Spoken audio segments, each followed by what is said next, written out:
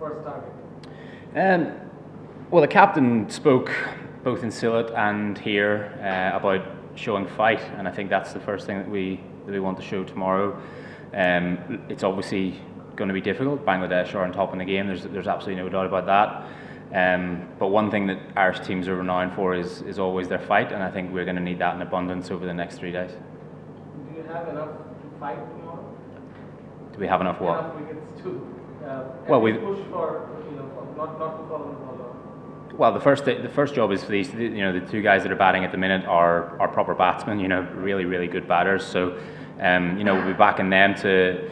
Listen, it'll be difficult. Bangladesh will undoubtedly have catchers around. They've got accurate bowlers. The pitch is starting to offer some assistance, so it'll undoubtedly be difficult. But these guys have shown a method for the last 6-7 overs there, and they did well to get through that little period.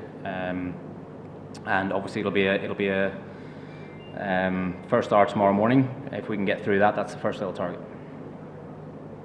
Okay. Well, was it that difficult? 98 for 5.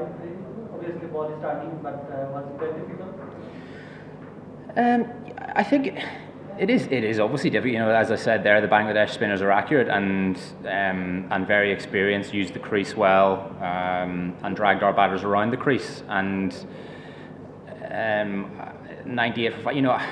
I'm not going to sit here and criticise our guys. I think just to put into context, there are teams that are far more experienced than us that come to this part of the world and also struggle with that type of environment. And we will never use that as an excuse within our group. But I'm merely stating the obvious, really. Whenever the guys will obviously find that sort of bowling difficult whenever it happens, and it's. But I think we've got to use that as something really exciting.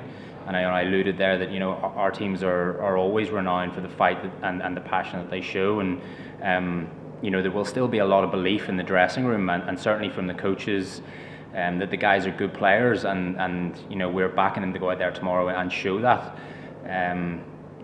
But I think I'm not gonna stand up here and sit up here and criticize anything that our guys do here, really, to be honest, because their backs are against the walls, and like I said, we will never use that as an excuse within the group, but it is reality.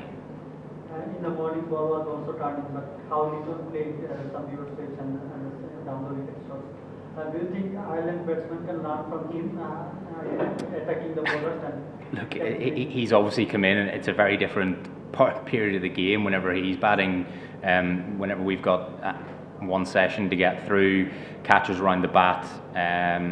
But look, we've just had a brief chat there with the captain about how he wants to go about things for the remainder of the Test match, and I've no doubt the guys will be thinking about it overnight. And as I said there, we'll be backing them to go out there and do a good job for us. Getting a word about Andy McBride's 6-wicket haul, and all the Irish spinners got the 10 wickets. Very reliable bowler. Very reliable bowler, very reliable cricketer in general. The most pleasing thing about our bowling innings was that teams have scored big runs against us in the past, and they've often done it with a higher run rate.